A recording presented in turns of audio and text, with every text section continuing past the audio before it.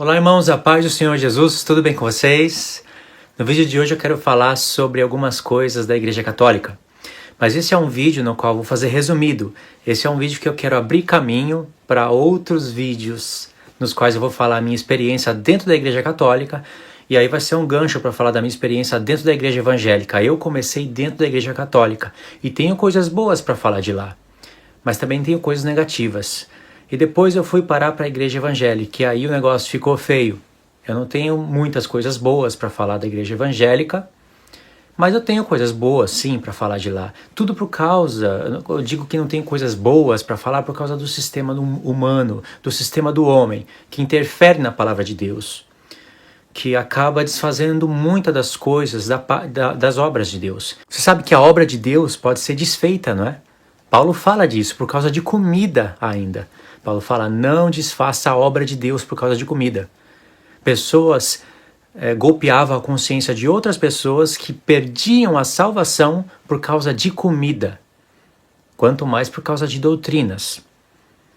Mas aquela questão envolve coisas sacrificadas a ídolos, envolve um retorno aos ídolos que as pessoas de costume serviam e comiam conscientemente com coisas sacrificadas a ídolos. É um assunto mais complexo, mas o que eu quero dizer é isso, né? Eu puxei esse assunto para falar por causa que quando o homem interfere, então a obra de Deus acaba sendo desfeita. Então eu quero falar um pouquinho sobre a Igreja Católica, um pouquinho sobre a Igreja Evangélica, mas esse é um vídeo que é um gancho para outros, tá? Esse vídeo é mais resumido. A minha família no Brasil, ela é meio que dividida, católicos e evangélicos, praticantes. Eu tenho tias católicas que exercem funções altas dentro da Igreja Católica. Então eu presenciei muita coisa, eu frequentei um tempo a Igreja Católica, muito mais a Igreja Evangélica. Então quero falar algumas coisas aí estrategicamente, puxando todos esses irmãos para o estudo da Palavra de Deus. É óbvio que muitas pessoas que não me conhecem, tá assistindo esse vídeo, não vai entender muita coisa. Mas você pode compartilhar esse vídeo para irmãos católicos. Se você tem família que são pessoas católicas ou pessoas que conhecem pessoas católicas, compartilhe esse vídeo no Face para que pessoas entendam essa mensagem, porque eu tenho certeza que através dessa mensagem eles vão para outros vídeos e desses outros vídeos eles vão cair nos estudos da Palavra de Deus. Não é difícil de perceber que não tem muitos católicos no YouTube ensinando a Palavra de Deus. Vai ter muitos vídeos de músicas católicas, muitos vídeos de momentos católicos, momento sublime, aquelas coisas que não tem nada a ver com a Palavra de Deus. Vai ter padres influentes no YouTube, zombadores da Igreja Evangélica, uns mais respeitosos, uns que se acham estudiosos da palavra, outros que nem sequer falam muito da palavra de Deus. Mas é notório que você vê adventistas, calvinistas, o grupo evangélico ensinando a palavra, quer doutrinas de homens, quer doutrinas de Deus, quer a mistura, estão ensinando a palavra de Deus. Você vai ver poucos católicos ensinando o livro do Apocalipse. Como eu tenho falado, já que tem pessoas que não me assistiram através desse vídeo, o livro do Apocalipse é o livro mais importante para a igreja nos dias de hoje, não é o livro mais importante da Bíblia. Então eu vou deixar links na descrição, se você gostar do vídeo, gostar das coisas que eu falar, se interessar e querer aprender a palavra de Deus, porque eu tenho coisas para ensinar, então você vai nesse link na descrição, seja católico ou não, e aprenda. Certeza que você não vai se arrepender, certo? Então é o seguinte, eu quero falar primeiro o que eu vejo de errado na Igreja Católica. Muitas coisas mesmo. Só que eles têm coisas boas, tem coisas que eles praticam, que está na doutrina da Palavra de Deus, que faz parte da fé, e os evangélicos não praticam. Não é esse o assunto, mas é só vocês entenderem a jogada, né? Enfim. Muitos vídeos no YouTube, né? É uma briga, é uma contenda, é pessoas que não sabem ganhar as outras. Evangélicos falando que a grande Babilônia é a Igreja Católica. Outros, como os adventistas do sétimo dia, usando as roupas dos padres, os cálices, toda a história romana. Porque vocês sabem, isso é histórico, é verídico, é verdadeiro. A Igreja Católica Romana, no passado, matou muitos cristãos.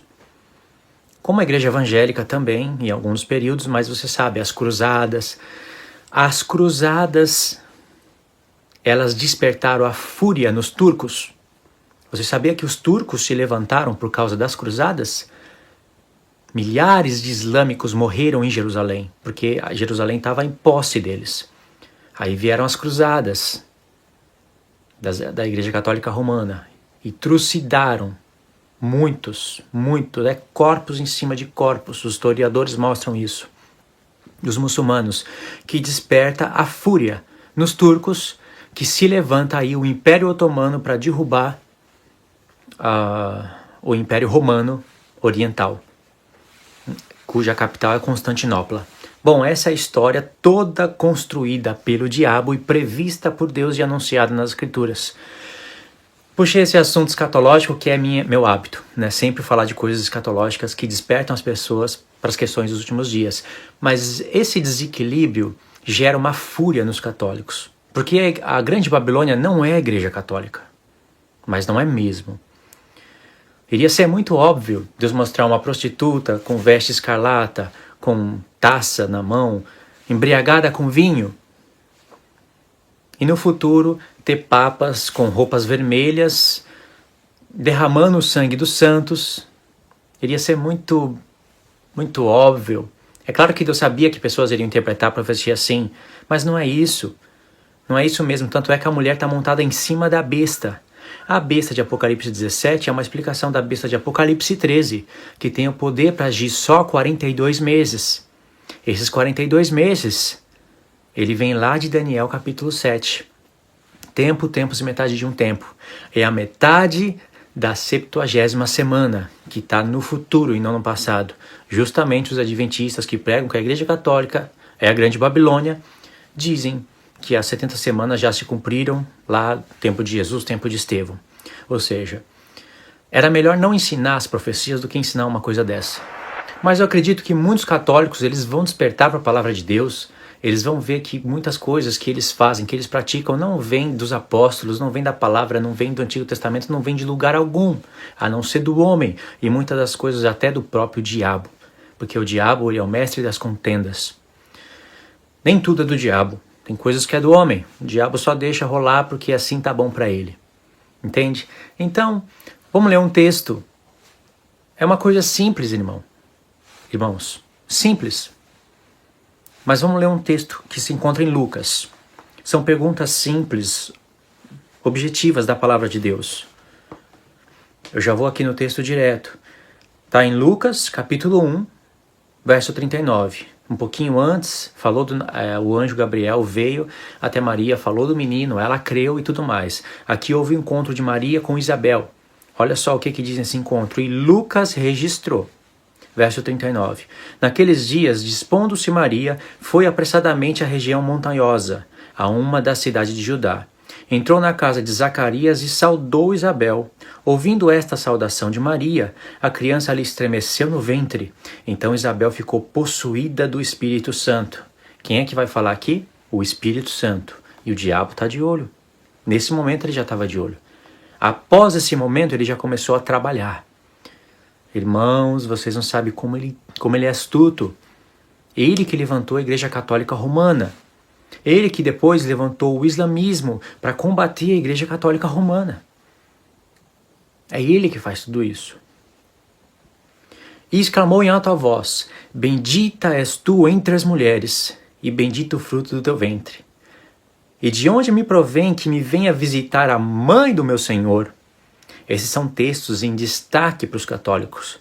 Maria é mãe de Deus, porque Jesus é Deus. Se Maria gerou Jesus, ela é mãe de Deus. Pois logo que me chegou aos ouvidos a voz da tua saudação, a criança estremeceu de alegria dentro de mim. Bem-aventurada que creu, porque serão cumpridas as palavras que lhe foram ditas da parte do Senhor. Ok, Maria é bem-aventurada.